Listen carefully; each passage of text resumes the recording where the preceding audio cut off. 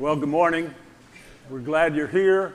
We have visitors. We're especially glad that you're here today, and you're our honored guest. We appreciate you being here this morning. Welcome. And to our members, we want to remind you this is our small group kickoff this morning.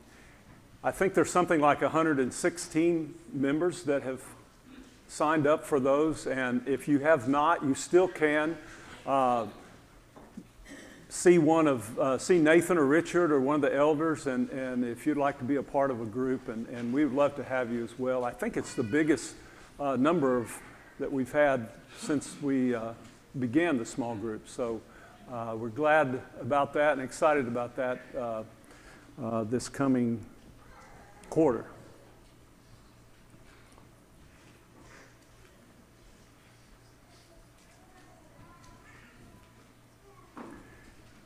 Early in the morning of July the 3rd, the remnants of Tropical Storm Barry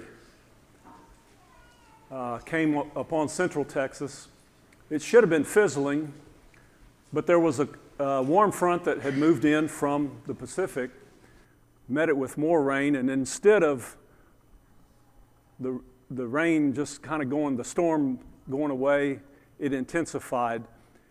A lot of parts of central Texas had already received many inches of rain, but in that night, there were about 20 inches. The night before, there were about 20 inches of rain, including Hunt in the middle of your screen there, 10 inches in just over an hour of rain to a ground that's already saturated with water. 135 died in the hill country. 117 in Kerr County.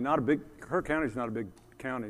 Kerrville itself is 25,000. Still 2 are unaccounted for. Still hunting. But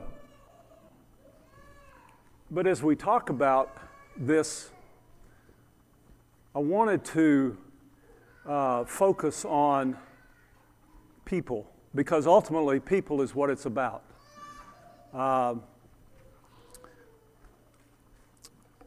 Anchored in eternity. There's so many lessons that I learned and was reminded of in the couple weeks I was there. We don't have time for all of those, but I wanted to share some of those and just touch on some reminders, some powerful reminders to me and hopefully share those with you as some things that I learned, some things I was reminded of. We know that life is short. We know that life goes by so quickly, does it not? And we know that life's uncertain.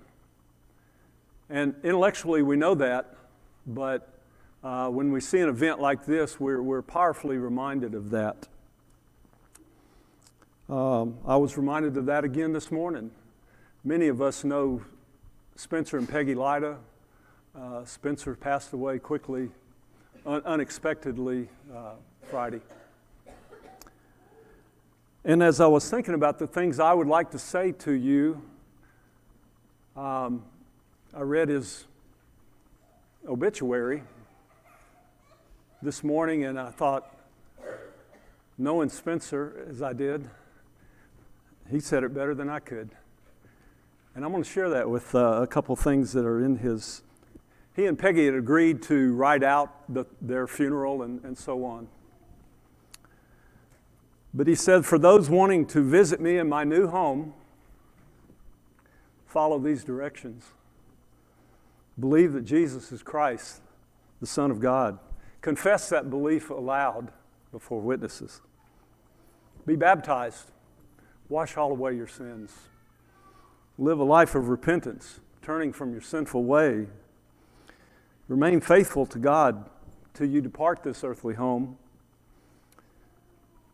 I invite all you to come see me, but I ask that you take time to share these directions to my new home with as many people as you possibly can before you leave. I could end the lesson there with no better encouragement, no more fitting description of what we're supposed to be about as Christians. This reminded us of that, the events at Kerville. We can see pictures of damage. We see in the news, we see video, news reports and all that. Nothing, and some of you understand this, nothing describes and fits what you see in a picture without more than actually being there. It's overwhelming. The size, the scope, the emotion of what goes on there. So we want to look at the damage, we want to look at the response, and maybe some applications. Downtown Kerrville is just 75 or 100 yards to the left as you look at your screen here. The river makes a 90-degree right and then a 90-degree left and then meanders on through Kerrville. Camp Mystic, one of the main buildings, and you can see on the end there the damage and the wall that was torn out, and then, of course, the interior is completely gutted. There's several camps along this beautiful Guadalupe River and the tributaries and the other rivers that it joins, and there's also 3 camps that are affiliated with Churches of Christ, Camp Bandera, Camp Medina, and then Hensel Camp, which the McMullins are very familiar with. All of those sustained some damage during this time as well. I want you to meet Ricky Ray Robinson. Ricky Ray Robertson, and the Ricky Ray is one word, by the way, so just know that. Ricky has property near the picture of the river that we showed in downtown Kerrville. He's had property for generations. It's been in his family on both sides of the river. This storage shed, and by the way, when you see an X, they've searched it and there was nothing found.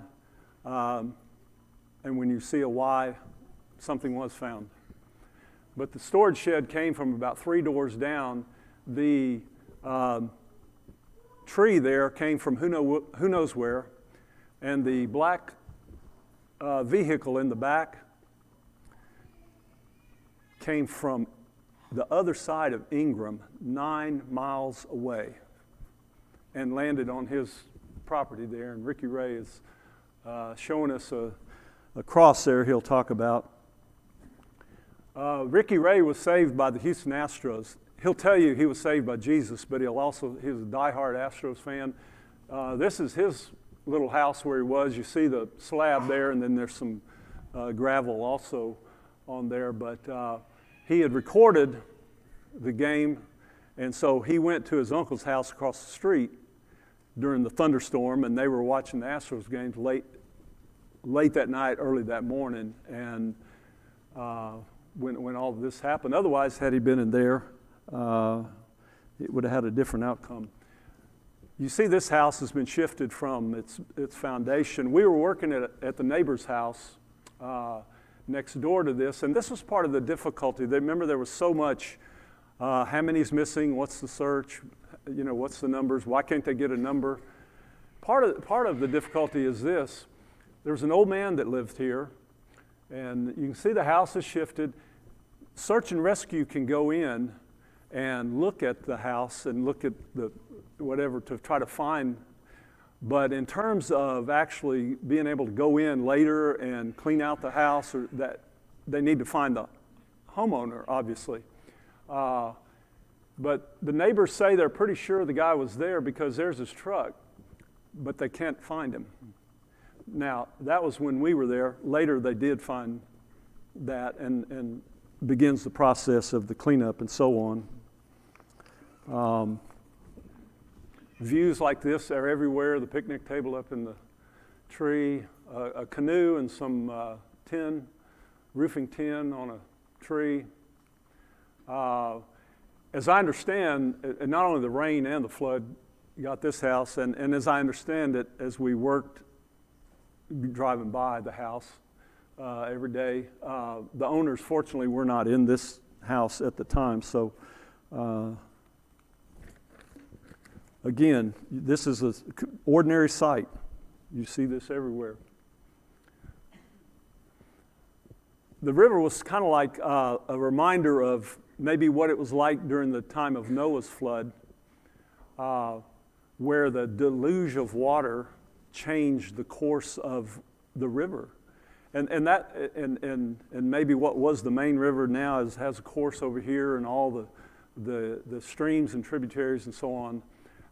And that creates a whole new set of problems in terms of property boundaries and deeds and all of that stuff. But you see that a lot of places as well.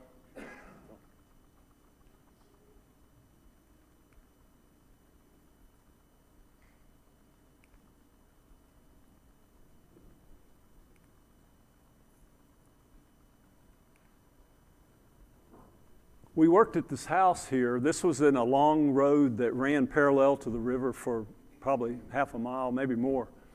And again, to show you that how the river, how the deluge detours what was the original river, this slab right here, this concrete, was actually kind of the community boat launch. So you see how things have changed because there used to be water. Obviously, that's where the boats put in right there, put in and took out.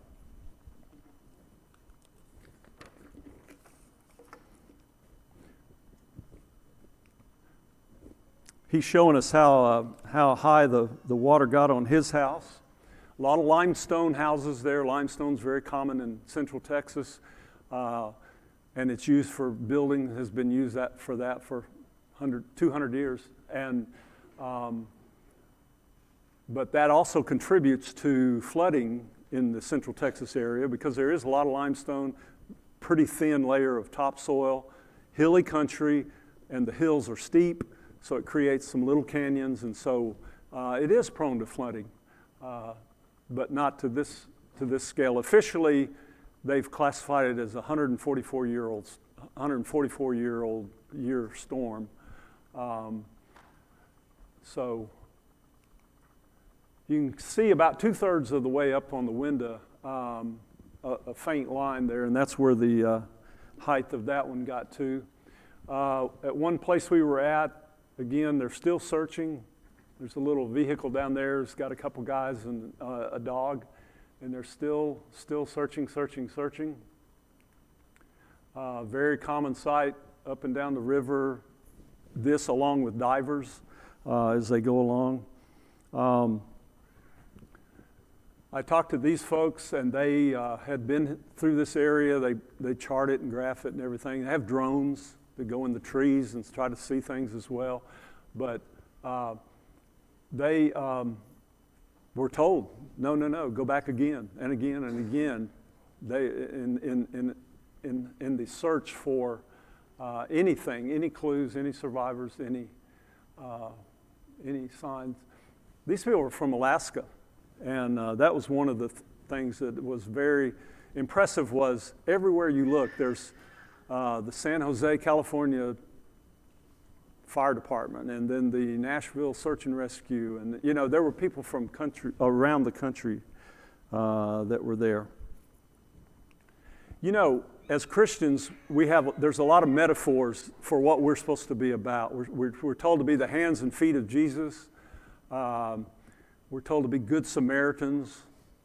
One of the things that I thought the most appropriate as I spent time working there was light. We're supposed to be about light. And I appreciate Tyler reading our scripture this morning and pointing out Christ, the true light. And our job is, as Christians, to reflect that light. It's not about us. It's not our light.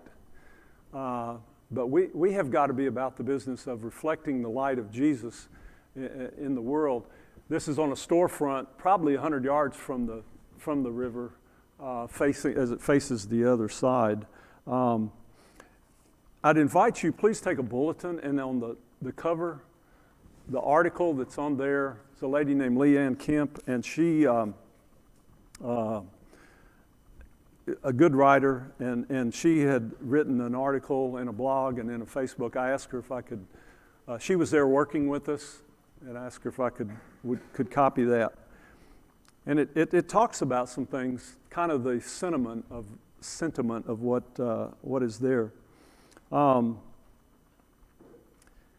So what's my response, and what should our response be?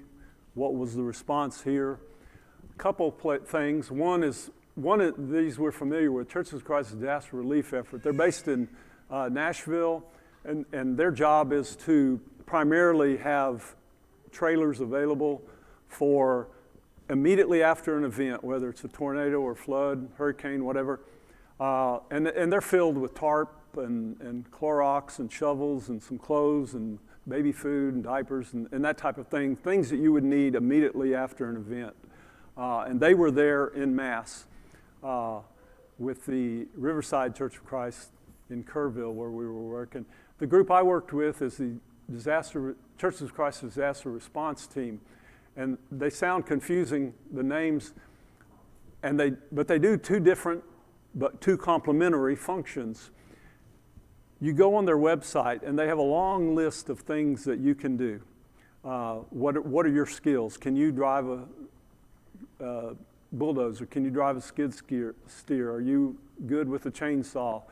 Are you an accountant? Are you a cook? Whatever that is, and it's a long, lengthy list. And you plug yourself in, and then you plug in times and dates you can be there, and then go from there, and then show up. And so it was similar to, y'all remember Johnny and Libby Crump? Do we old timers remember that? They used to do this a lot with the Red Cross. They would go for weeks somewhere to wherever a hurricane or an event was. A good description of the work, and this is the young preacher there, Chris, and I love their shirts, by the way. They had shirts, Here Am I, Send Me. I thought that was good. A news person from San Antonio came, and Darren, there's a video, and this gives a good description of what the Churches of Christ Disaster Response Team based in Tip City, Ohio. This is what they do.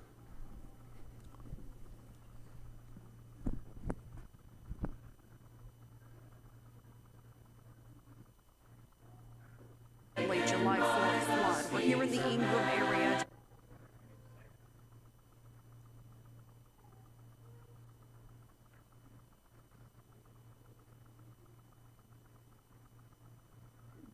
Where we are marking 1 month since that deadly July 4th flood. We're here in the Ingram area, just one area along the Guadalupe River, so heavily impacted by the floodwaters that day. You know, when your home fills up with water and when everything you own is practically destroyed, where do you start the recovery process? What do you do next? There is one group here that is making sure so many homeowners in the Hill Country don't have to come up with those answers on their own. We met the Churches of Christ Disaster Response Team. They are a group out here helping to clean out homes, helping to repair and rebuild, gut them, doing it all for free. Take a look. Mark Coben has seen disaster before. We've done hurricanes down in Louisiana, we've done floods in Florida. This is the worst one I've ever seen. He's from Canyon Lake. So we're about 50 miles down the river. And he's here to help. We do what we can to demo it, and then we'll do what we can to rebuild. You see the water line up on the wall on there. We try and go at least a couple feet above, but in this case, because it's so high, we've gone to the ceiling on it. Mark is with the Churches of Christ Disaster Response Team.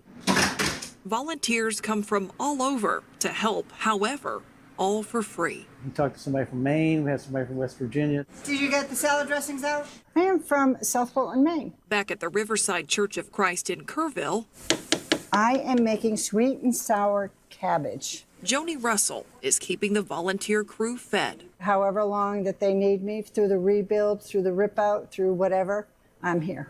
Here is also where these volunteers are sleeping, in trailers or even in Sunday school classrooms. That's their getaway space. That's So where they they're are going. working, they are sleeping, they are living. They're living right here. now out of this church Yes. to be here to help. Absolutely. How do you know how to do all of this? You don't, you learn. For Mark, learning about the people behind the project is the best part. Did you see that? Oh, yeah, show this to me. I think this is the one he said his mom painted, and then he painted the clouds on it. So this is something that He the wants- homeowner Wants to keep is attached to. attached to it. Work around if we whatever we can. Yeah, it's a lot more than just boards and nails.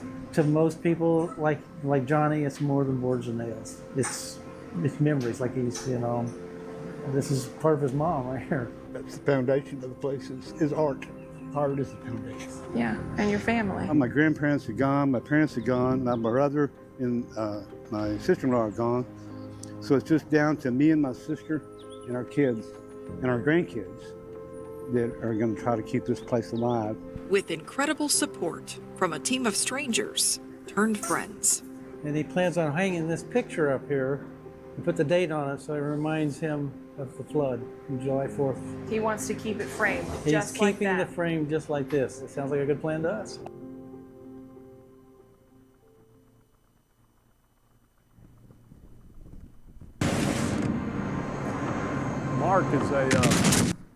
Mark's a retired Air Force guy, lives outside of San Antonio. Had the opportunity to be on a couple of his teams several days, 2 or 3 days, 4, I guess. Great guy. He does this. This is his life, and he looks for opportunities to do this. Other congregations did. There was one in particular, the Legacy Church in Richmond Hills, Texas, has a team of several members, men and women, mostly men, but what they do is go to a disaster somewhere. And it may not be the same group, it's a large group, but there were off and on through the weeks, days I was there, about 10 of them there from that congregation. And but that was part of their mission, part of what how they respond to. But we try to be light, and that's what we need to be. That's what we try to be, and that's what we should be, reflecting light, whether it's in a disaster, whether it's our neighbor next door, whether it's helping somebody, not our light, but reflecting the light of Jesus. One house I was at, I put the crowbar there to show kind of what we do. We tear out the sheetrock. You see the insulation there is gooky, and tear all of it out, and you see how the level that came up. What do you do when all of your possessions are in that dumpster? What's my reaction? And what's my response when people come in and they're throwing precious things of mine because they're ruined into that dumpster? And it's just a powerful reminder when you're doing that in people's houses of you think back of your own, but then you think, what are the things that are so important to me? Are my possessions or my house itself, or is my career or my retirement or my 401k or my pension fund, or is it my sports or my activities or my hobbies? All of those things, this forces you to think, where is the foundation? Where is my foundation? Thank you, Dan, for leading those songs. Dan changed some songs that fit perfectly with, is my life based on the solid rock of Jesus' blood and his righteousness? And when that storm comes, whatever it is in our life, and our life is going to be in this dumpster, our possessions, all the things we hold dear, where's our foundation? Our job there was, there were some that were expert carpenters, and Mark, the guy there that you saw, he does this a lot, and just a wonderful, precious man, and a big Longhorn fan, by the way, so that just went there. So, but that's what he does, and so there's some experts there, but most of us are just there to be worker bees and clean out a garage that has 3 feet of mud in it, things like that. But every single homeowner wants to tell their story. And our job was to listen. So, like, when I was on his crew or when I had my crew, we would show up at a place, and it might be 15, it might be 30 minutes later, because that's part of the process. They want to tell you what happened to them, where they were when all this went on. And in a small community, every single person there is touched by it. Somebody either it happened to them themselves, they have a relative, they have a friend, they have property. Everybody is touched by this, and they want to tell you about it. So that's part of the process. So we listen. Then we work. We assist whatever we can, and then at the end of the day, we huddle up and we have a prayer. We talk some more. And I thought, that's kind of a good rule for life, isn't it? Listen to people. We live in a world that's just throwing bombs and verbal bombs at each other, and hatred and division. As Christians trying to shine the light of Jesus in the world, let's listen to people. You don't have to agree, but you might learn a lot, and you might be able to impact them because you're listening to them. Then help them, then assist them, then pray with them, pray for them. I was at a house, and my crew had 4 guys and 2 ladies. We had finished up that morning, and we were going to go to another house, but we were kind of finishing up, and there was an older lady and a younger lady. So there wasn't much to do right then. So I asked them what to do, and so I asked them to take their little folders, their DRT folders, which has requests for help, like a homeowner says, "Could you come help me?" And we're in an area where, forget insurance. The ones that did have flood insurance, nobody's talking, no insurance company, and that's a whole other issue. So basically nobody is going to have insurance in their house. So I asked them to go down, just talk to the neighbors, take our forms, take some of the sheets, and see if there was anybody else that might be there. And so they did that while we were finishing up. They came to a pile of trash, which, by the way, these piles of trashes are all over the county. And some are as big as this, like taller than up in the ceiling fans here, just mountains of construction trash, household trash, all kinds of trash, personal things. So Luann and Kathy,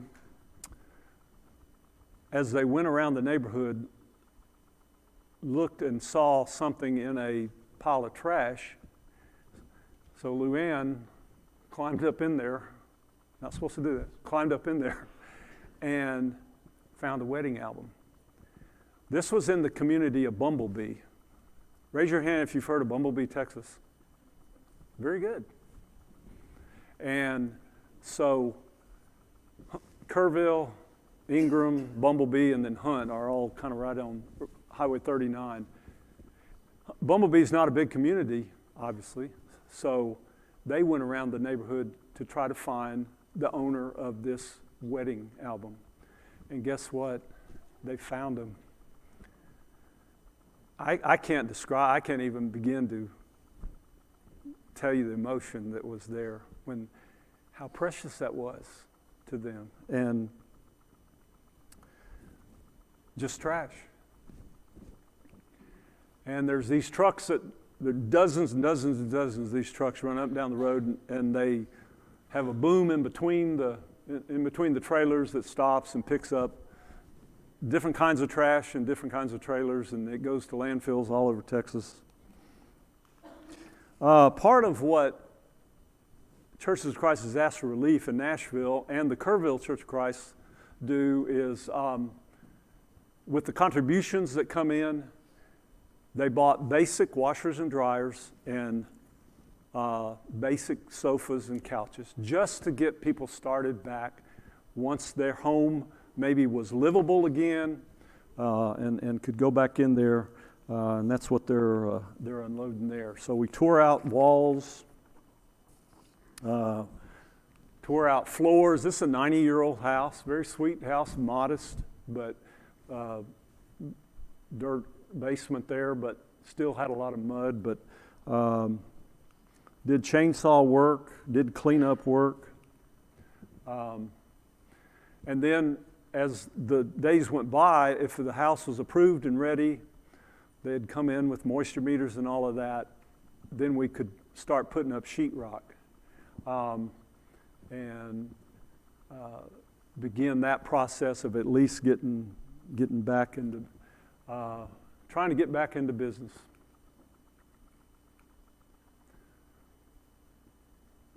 Well, we don't have time. There's a great story here, but anyway.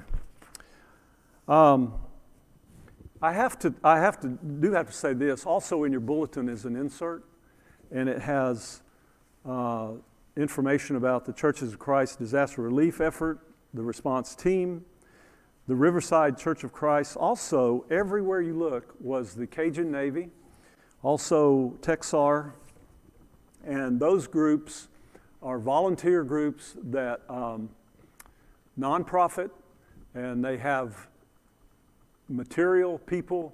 Texar had helicopters, divers. The Cajun Navy had their airboats. People all over the place. They were everywhere helping. And these are volunteers, and their equipment and supplies, even helicopters.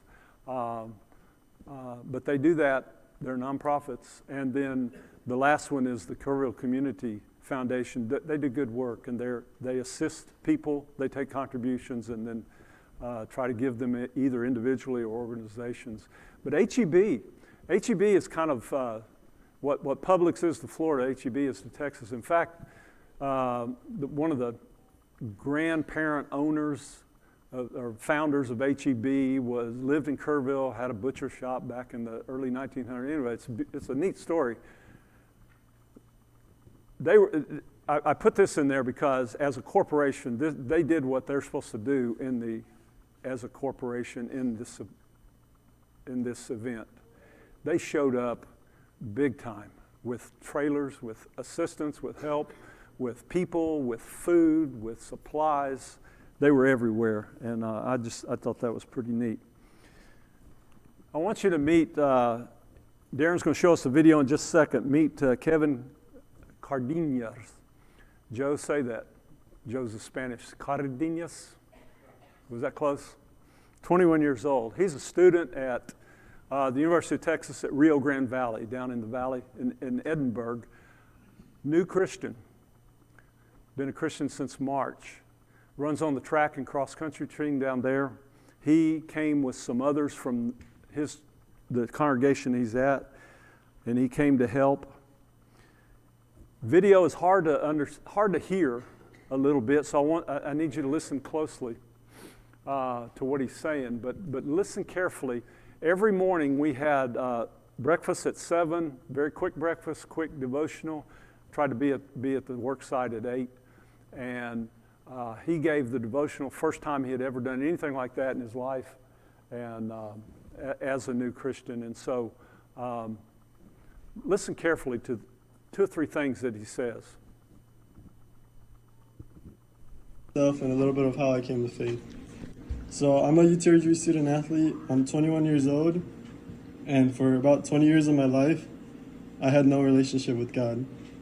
I lived like, I was a good kid, and I didn't do anything bad, but I just didn't know the Lord. And this past December, just a random act of kindness from a Christian man, and that led me here. That led me to the North Mission Church of Christ. And I was baptized in March.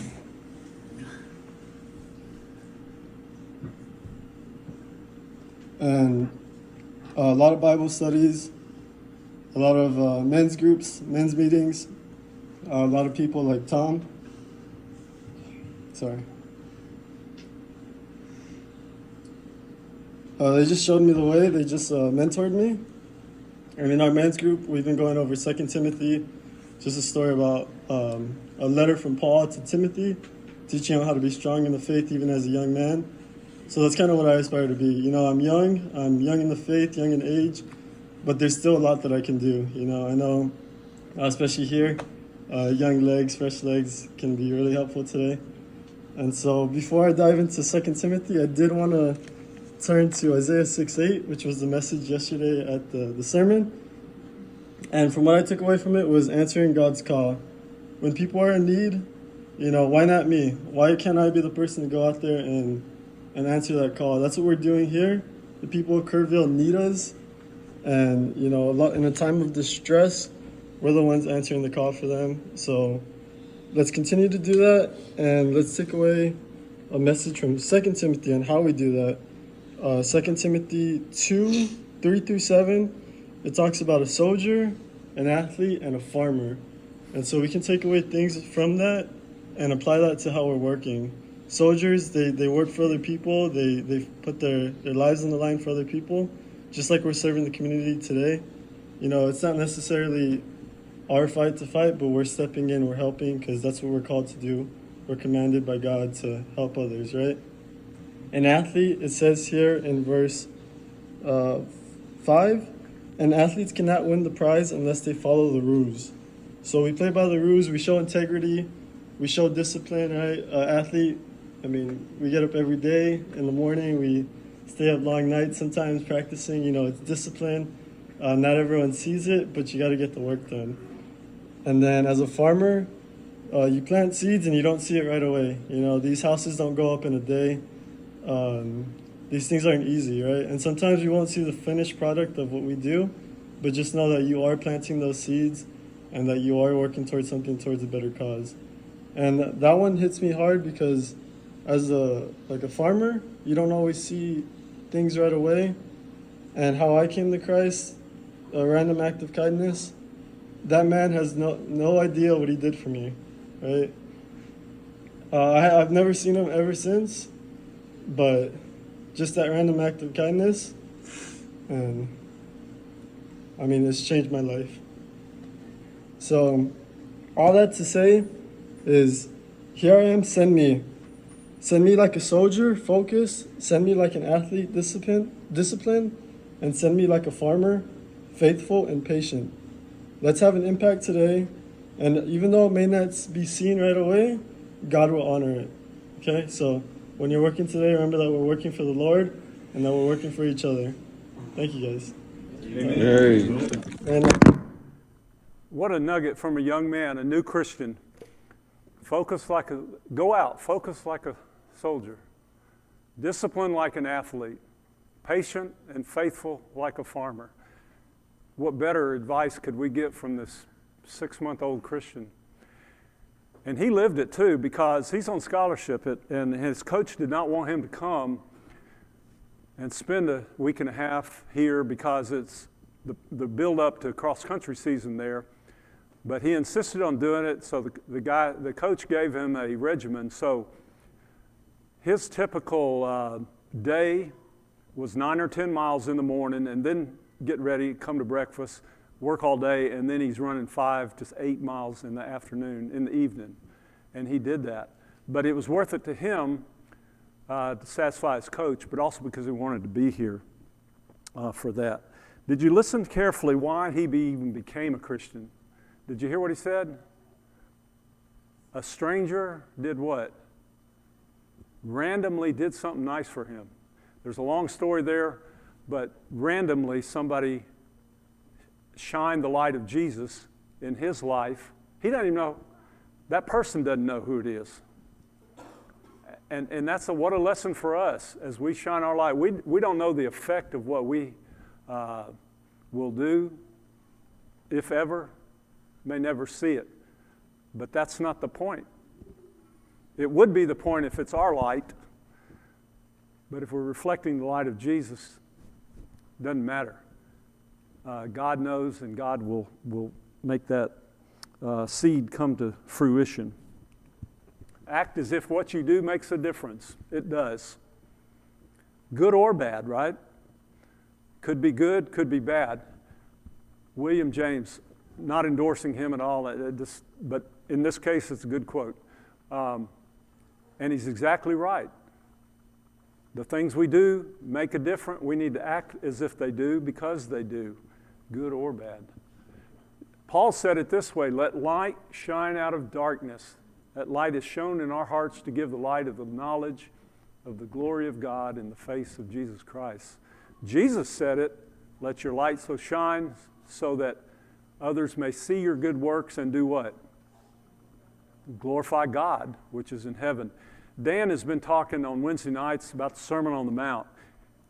If you're not a regular Wednesday night person, you should be, because his lessons are so convicting and so good about reminding us what we're supposed to be about as Christians in terms of our actions and in terms of the light, so on. A lot of crosses and memorials. This one had actually, when you look at it, each face it has pictures of each victim in there, large pictures. Some more crosses down on the, they have a river walk of sorts, and some more makeshift memorials down there. Back at Mystic, the building we looked at earlier. Meanwhile, back at Ricky Ray's mom's house, there's 11 crosses there. We had worked in the garage over on the other far side of the house. It had about 3 feet of mud, literally mud in it. And on his property, because of the configuration of the river, we looked at that shape as how it went. Ended up later, a total of 12 bodies were found on his property. Just because of the height and the confluence and all of that. So he put up a cross with that, crosses for each of those. Later, as we went back to his house one day, the shed's kind of straightened there, it's okay. The tree's gone, the car's gone, it's kind of cleaned up a little bit. CNN had come by and interviewed him. And they had been there earlier when it first happened, when the car was there and the tree was there. And he was talking about it. But the CNN guy asked him about this cross. And so here's a car that floated 9 miles downstream. Here's a tree that came from nowhere, who knows where. Here's a shed that comes from 3 doors down. But what's that cross? Why is that cross still there? And Ricky Ray said, because it's anchored in eternity. It's just wood in 8 inches of ground. There's no anchor, no concrete, no nothing. How did that happen? And that's what the CNN guy said. And Ricky said, it's just anchored in eternity. It's a memorial of his father who had passed away some years ago. He just has it there as kind of a memorial. I thought, what better view of, what better statement, what better foundation as a way to live a life that we could be anchored in eternity. Anchored in eternity. What a picture.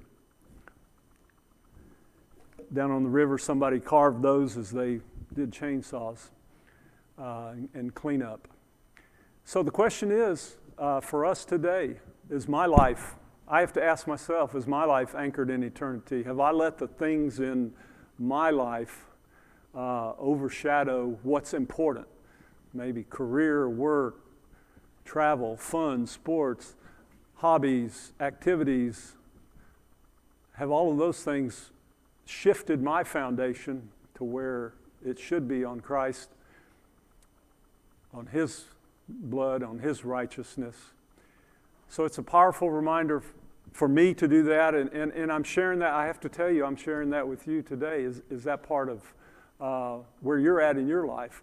And maybe you don't even have a foundation. Maybe I'm talking to somebody today that doesn't even have a foundation that's anchored in eternity. And when the storms come, and they will, what is your foundation? And when your stuff is all in the dumpster, where is your foundation? And we know it can be anchored in Christ, and we know the hope that that gives us, the promise that that gives us. If we can help you in any way, Dan's going to lead us in an invitation song. Let's come while we stand and sing.